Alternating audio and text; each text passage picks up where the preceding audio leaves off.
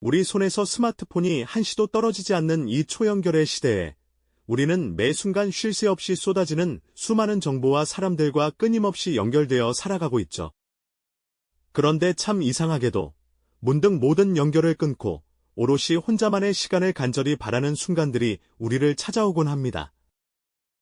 북적이는 도시 한복판, 카페 구석에서 홀로 책에 몰두하거나 이어폰을 꽂고 자신만의 음악 세계에 깊이 빠져드는 사람들을 여러분도 분명 보신 적 있으실 거예요.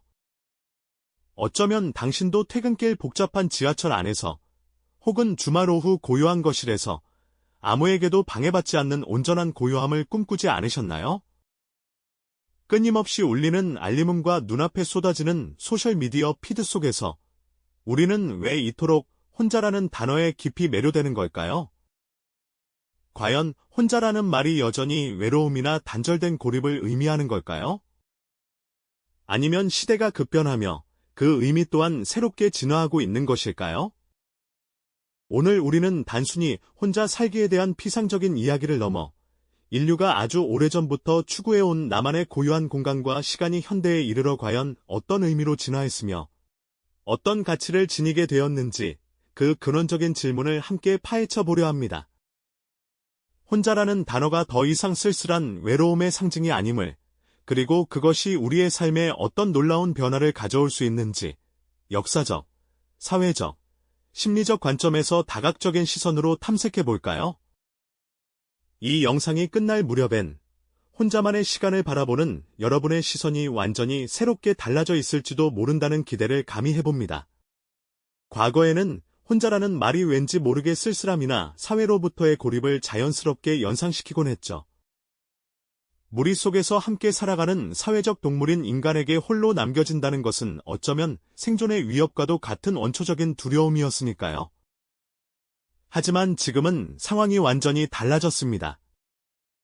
길거리의 작은 식당에서 홀로 깔끔하고 정갈하게 차려진 식사를 여유롭게 즐기는 혼밥족의 모습은 이제 너무나 흔하고 자연스러운 일상 풍경이 되었습니다.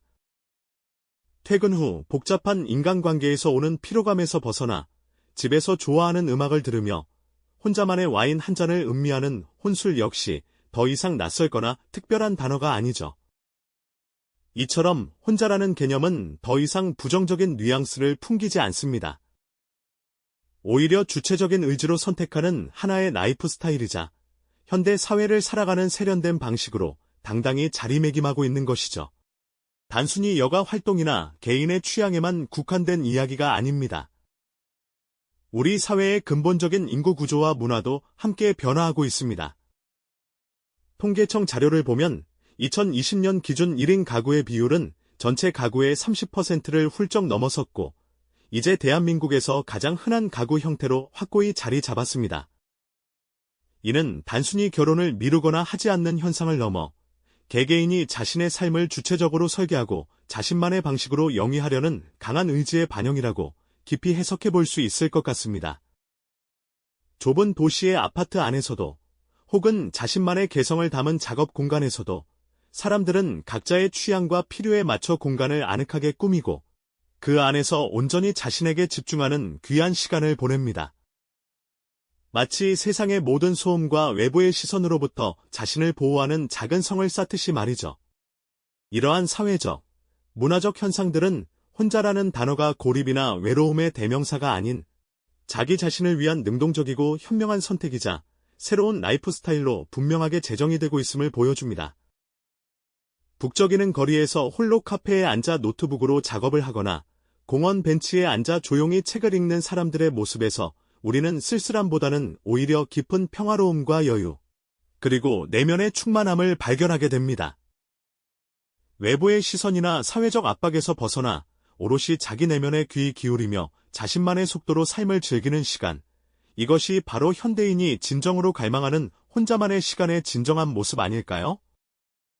이처럼 혼자의 의미가 재정이 되는 현상을 시작으로 다음 이야기에서는 인류 역사 속에서 혼자만의 시간이 어떻게 인식되고 활용되었는지 고대로부터 이어져 온 그 깊은 지혜를 함께 탐구해볼 예정입니다. 네. 앞서 우리는 현대 사회에서 혼자라는 단어가 더 이상 외로움이나 고립을 뜻하는 것이 아니라 주체적이고 능동적인 삶의 선택이자 새로운 라이프 스타일로 재정이 되고 있다는 점을 이야기 나누었죠. 바쁜 도시 속에서도 자신만의 평화로운 섬을 만들고 그 안에서 온전히 자신에게 집중하는 현대인들의 모습에서 우리는 깊은 내면의 충만함을 엿볼 수 있었습니다. 그렇다면 이러한 혼자만의 시간을 추구하는 마음은 과연 현대인만의 고유한 감정일까요? 아니면 인류가 시대를 초월하여 끊임없이 갈망해온 어떤 지혜로운 선택이었을까요? 우리는 이 질문에 답을 찾기 위해 시간의 강을 거슬러 올라 인류의 오래된 발자취 속에서 고독이 어떤 의미로 인식되고 활용되었는지 함께 탐구해 보려고 합니다. 아주 먼 옛날, 고대 철학자들의 이야기부터 시작해 볼까요? 고대 그리스의 디오게네스는 어떠셨을까요?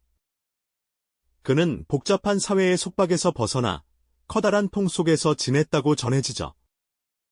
당시 사람들에게는 기이하게 보였을지 모르지만 디오게네스는 물질적인 욕망을 내려놓고 오직 자신만의 사유와 성찰에 몰두하며 진정한 자유를 찾고자 했습니다. 통 속에서 세상을 관조하며 스스로에게 질문을 던지고 본질적인 삶의 의미를 탐구했던 그의 모습은 단순한 은둔이 아니라 오히려 세상의 허위와 위선을 꿰뚫어보는 날카로운 지혜의 시간이 아니었을까요?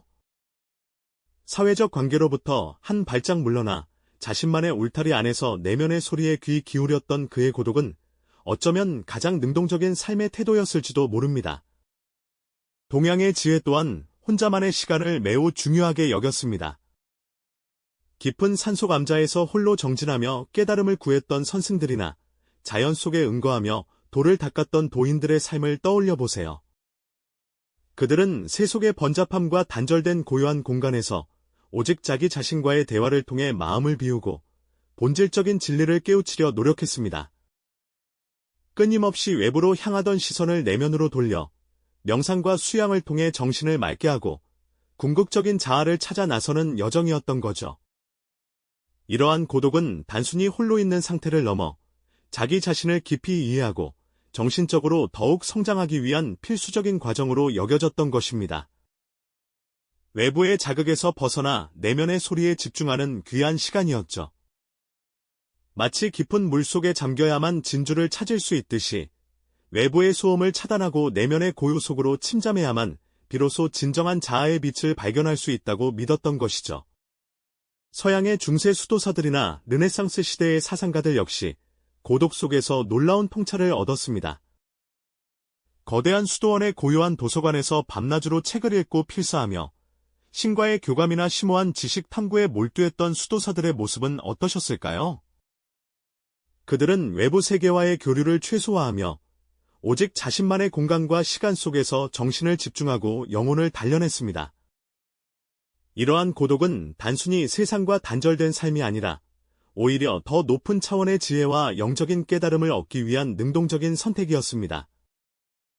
르네상스 시대의 레오나르도 다빈치 같은 천재들도 혼자만의 작업실에서 끊임없이 사색하고 실험하며 인류의 지평을 넓히는 위대한 발명과 예술 작품을 창조해냈죠. 그들의 고독은 당시의 고정관념을 뛰어넘어 지적 호기심과 무한한 창의력을 마음껏 발휘할 수 있는 비옥한 토양이 되어주었던 것이죠. 이는 인류 문명의 발전에 지대한 영향을 미쳤다고 해도 과언이 아닐 겁니다. 이처럼 고대부터 근대에 이르기까지 인류는 혼자만의 시간을 통해 자신을 성찰하고 지혜를 얻으며 더 나아가 세상을 변화시키는 통찰력을 길러왔습니다. 고독은 결코 외롭거나 쓸쓸한 상태가 아니었죠. 오히려 깊은 사유와 자기 개발을 위한 능동적인 과정이자 내면의 힘을 기르고 정신을 단련하는 귀한 기회로 인식되어 왔습니다. 고독은 우리에게 세상의 복잡한 흐름에서 잠시 벗어나 자기 자신이라는 가장 근원적인 존재와 대면할 기회를 선사합니다. 그리고 그 대면을 통해 우리는 자신의 진정한 가치를 발견하고 삶의 방향을 재정비하며 더 단단한 내면을 갖추게 되는 것이죠. 마치 거친 파도 속에서도 흔들리지 않는 등대처럼 자신만의 고요한 고독 속에서 우리는 삶의 중심을 잡을 수 있었던 것입니다. 하지만 현대 사회는 과거와는 또 다른 복잡성을 가지고 있습니다. 수많은 연결의 고리 속에서 우리는 때로 과도한 정보와 관계의 피로감에 시달리기도 하죠. 다음 이야기에서는 바로 이러한 초연결 사회 속에서 혼자만의 시간이 어떤 역설적인 의미를 가지는지, 그리고 우리가 어떻게 자신만의 개인의 섬을 만들어갈 수 있을지에 대해 함께 깊이 있게 탐구해 볼 예정입니다. 이전 이야기에서 우리는 고대 현인들이 고독 속에서 얼마나 깊은 통찰을 얻었는지 함께 살펴보았죠. 그런데 현대 사회는 참으로 흥미로운 역설을 품고 있습니다.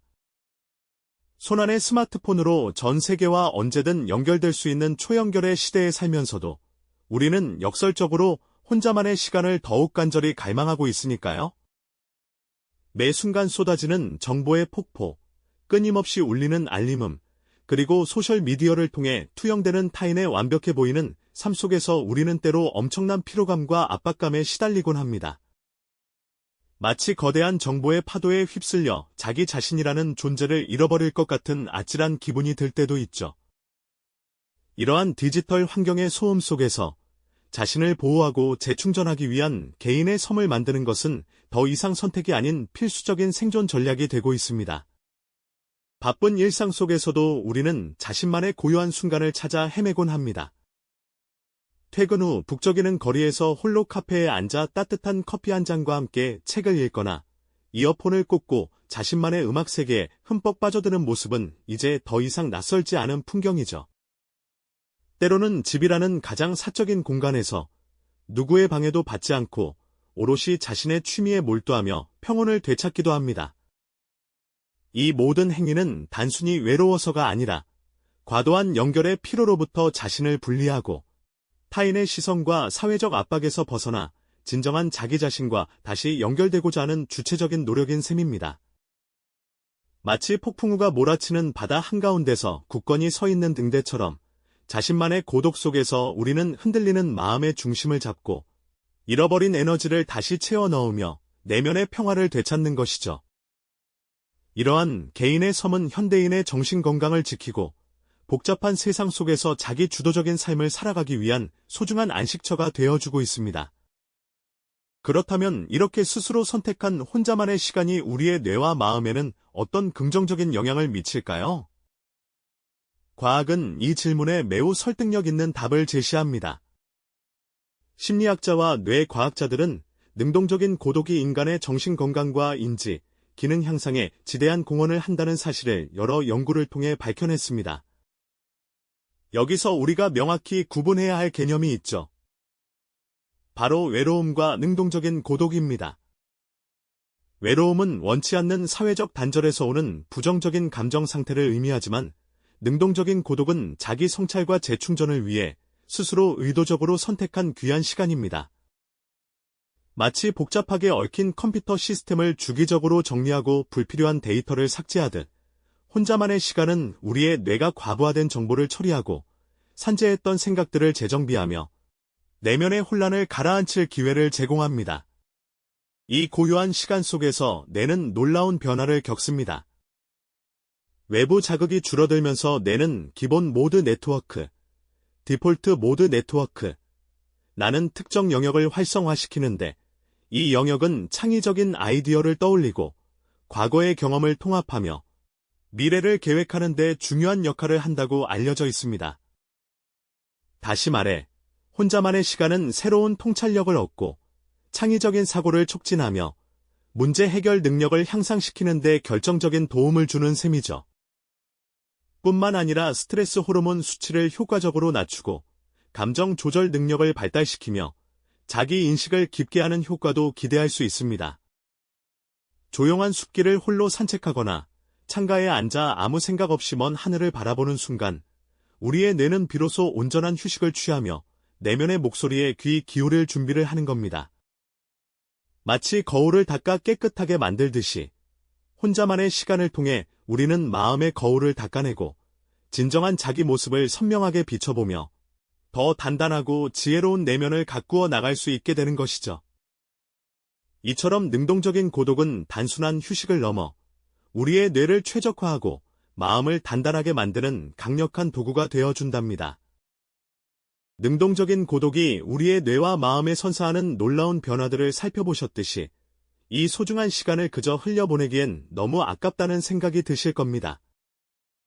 이제 우리는 이처럼 강력한 자기 개발의 도구를 어떻게 우리 삶 속으로 불러들여 진정한 행복과 성장을 위한 나만의 시간과 공간으로 디자인할 수 있을지 함께 고민해 볼 차례이죠.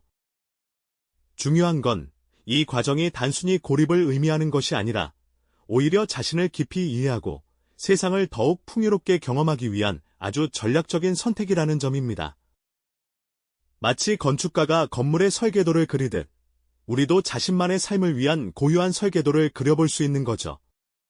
우선 나만의 시간과 공간을 디자인한다는 건 나 자신과의 관계를 최우선으로 두는 일에서부터 시작됩니다. 어떤 이에게는 고요한 서재의 한쪽 구석이 될 수도 있고 또 다른 이에게는 창밖 풍경을 벗삼아차 한 잔을 즐기는 작은 베란다가 될 수도 있겠죠. 혹은 좋아하는 음악에 몸을 맡긴 채 몰입하는 작업실, 또는 그저 눈을 감고 숨을 고르는 명상 공간이 될 수도 있습니다.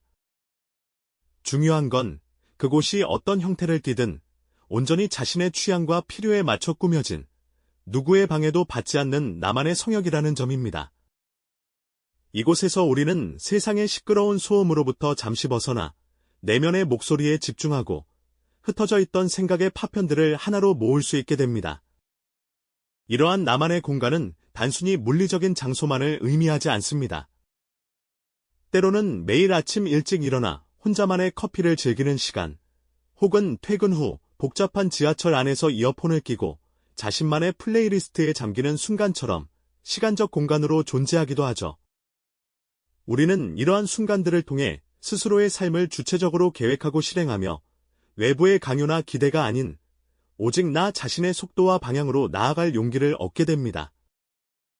마치 흙 속에서 단단한 뿌리를 내리는 나무처럼 자신만의 시간을 통해 우리는 삶의 어떤 폭풍에도 흔들리지 않는 굳건한 자기중심을 잡게 되는 겁니다. 결국 진정한 혼자라는 건 고립의 의미와는 거리가 멀다는 것을 깨닫게 됩니다.